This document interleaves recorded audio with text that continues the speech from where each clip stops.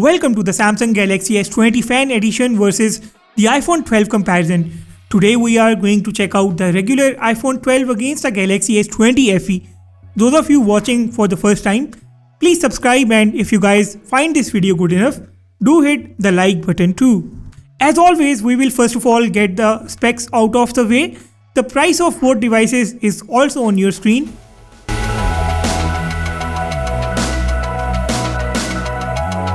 Let's start the comparison with the design and the build first of all. iPhone 12, just like the iPhone 12 Pro, is an extremely premium device built out of glass. Unlike the iPhone 12 Pro, the iPhone 12 has a shiny finish at the back and it's got only two cameras. The size of the iPhone 12 is, however, identical to that of the iPhone 12 Pro. It's also got the same big power button on the right side of the frame, SIM card slot, volume rocker, and the silent slider on the left side, and a couple of speaker grills along with the lightning USB port at the bottom. The frame has an ultra premium finish. The front of the iPhone 12 is also protected by a ceramic shield, while its back is protected by Gorilla Glass. This phone further has the IP68 rating for water and dust resistance. Also, the iPhone 12 has wireless charging. On the other hand, the S20 Fan Edition is built out of plastic. It's got a matte finish at the back, and like the iPhone 12, this phone also comes in a handful of very good looking colors. But what matters is the build quality, and on the S20 FE, it is quite cheap. It has the aluminium frame and its camera cutout also looks good. S20 FE is slightly heavier than the iPhone 12. It's got a massive battery inside. Power button of the S20 FE is also on the right side along with the volume keys. Its speaker grill and the USB Type-C port is at the bottom along with the primary mic.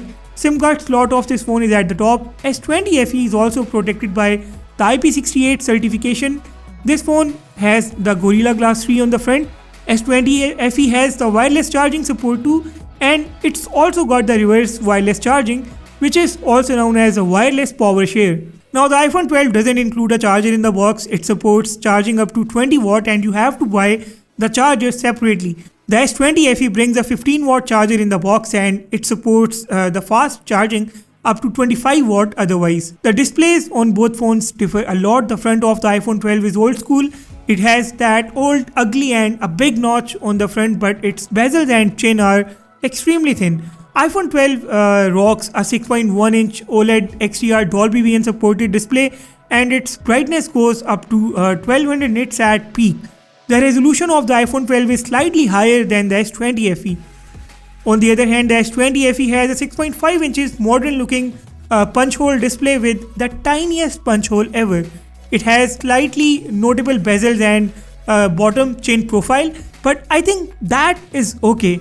The brightness of the S20 FE is not as high as the iPhone 12. The screen has a full HD resolution. It supports the HDR10 too. And yeah, the S20 FE's display brings the 120Hz adaptive refresh rate, and that alone makes the biggest difference. And let's not forget that under display fingerprint scanner of the S20 FE. The iPhone 12 only relies on the Face ID unlock, but on the S20 FE, you have an optical reader under the screen. Looking at these displays closely will further show you that the overall colors clarity and the look is slightly better on the iPhone 12. iPhone's colors are vibrant. S20 FE's colors seem a bit dull in comparison to the iPhone 12, but the viewing experience is better on the S20 FE because of its huge uninterrupted display. Both phones have a stereo speaker with one speaker mounted on the top of the display. I found the iPhone 12's speakers on the better side while testing it. On the software end, the iPhone 12 runs on the iOS 14 out of the box. iOS 14 has a lot of cool features, as I told you guys in my previous video. It actually has all the good features that we had on Android about a decade ago, but it is still better late than never. The S20 FE runs on Android 10 themed by the One UI 2.5 out of the box, and this phone brings all of Samsung's flagship features from the S20 lineup. It has the DeX, the music share, the screen recorder, and many other good features. Hardware definitely makes a big difference on both the phones. On the iPhone 12, we have the A14 5nm Bionic chipset along with a RAM of 4 gigs. I got the iPhone 12 with 1 to 8 gigs internal storage. The Galaxy S20 FE is powered by Exynos 997nm Plus chipset, and it's got a RAM of 8 gigs. and it also has the internal storage of 128 gigs. I did run the Antutu benchmark on both the phones. As you might have guessed, the iPhone 12 is way ahead of the S20 FE. The S20 FE's Exynos 990 is just not any match for the A14 Bionic chipset right now, but it's still a flagship grade chipset and we might see a better chipset on its successor next year. I also ran the Geekbench test and the scores are on your screen. Gaming is quite impressive on both the phones. It's actually very good on both sides. Both phones can play the games in extremely high graphics and frame rates. I actually did a battery drain test between these phones, and in that test, the iPhone 12 came to an end in 6 hours and 21 minutes, and the Galaxy S20 FE died in 6 hours and 34 minutes.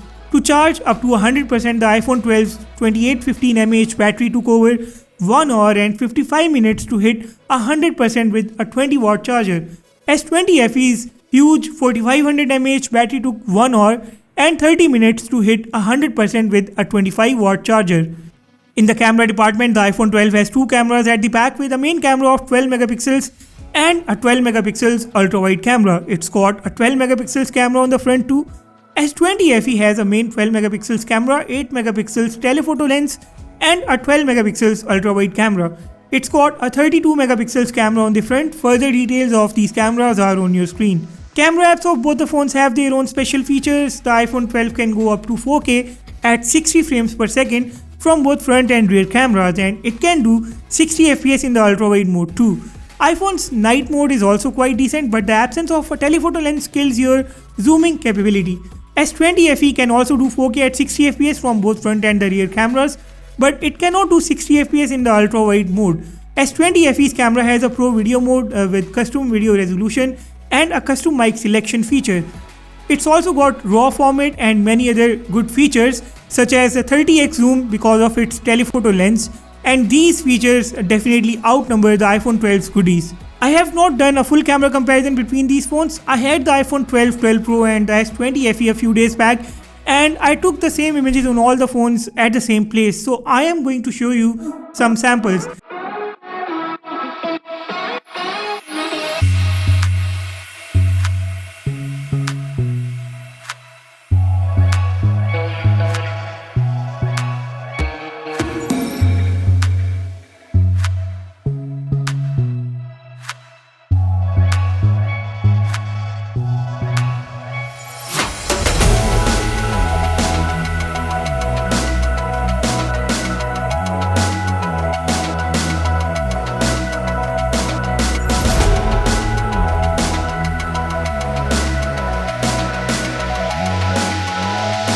Since this is not a full comparison, I am not going to conclude the cameras here. However, I did find the S20 FE's images on the upper side with higher saturation, more details, a better looking sky and a wider ultra wide lens too.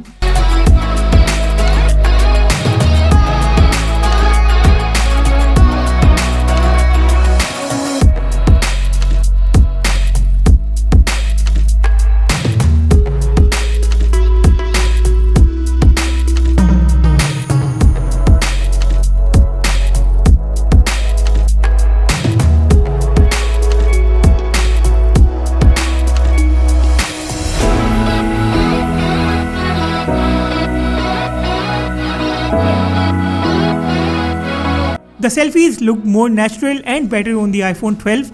Do let me know about your thoughts on these photos in the comments below.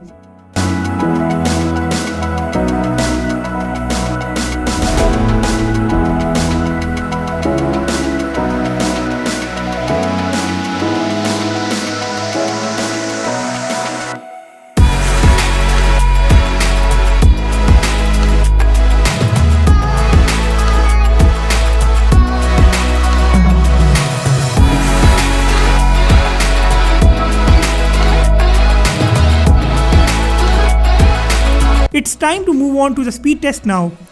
I have shut down all the applications on both the phones, and first of all I am going to power these devices down. I'll boot them up for the boot test.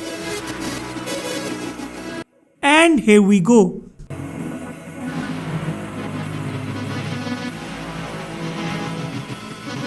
The iPhone 12 wins the boot test.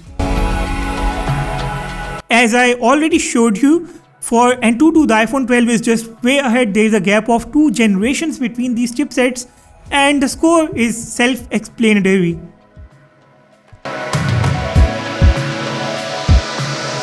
Let's go ahead with the application speed test. We will start it off with the phone app first of all. Phone, iPhone 12. Messages, S20 FE. Settings, it's a tie. Camera, iPhone 12. Facebook, S20 FE. Instagram, S20 FE.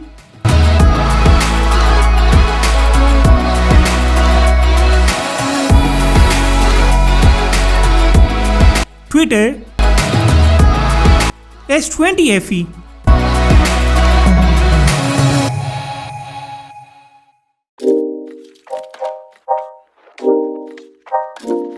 Chrome.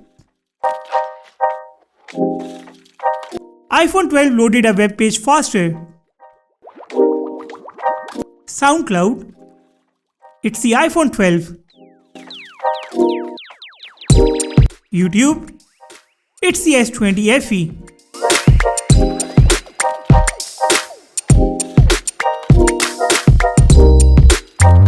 Snapseed.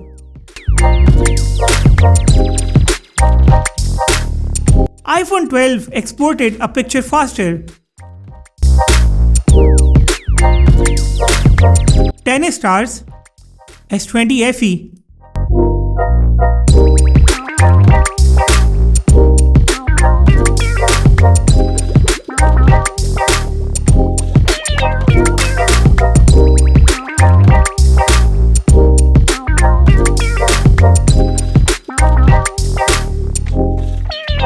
Subway Surfers.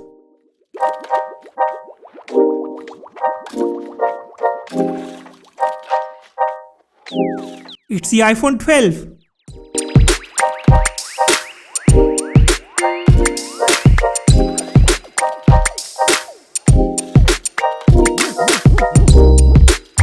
Asphalt 9.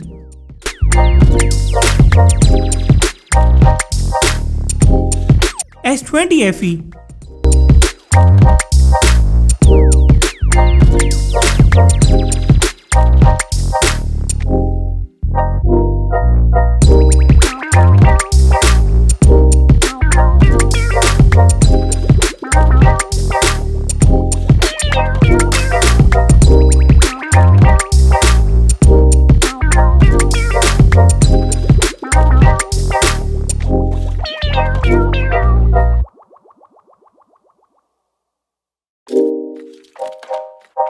PUBG Mobile.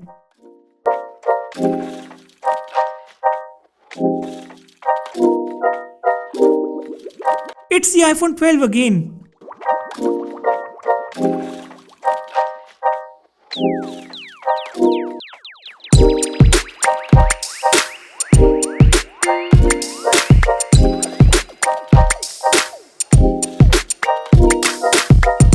Quad Mobile.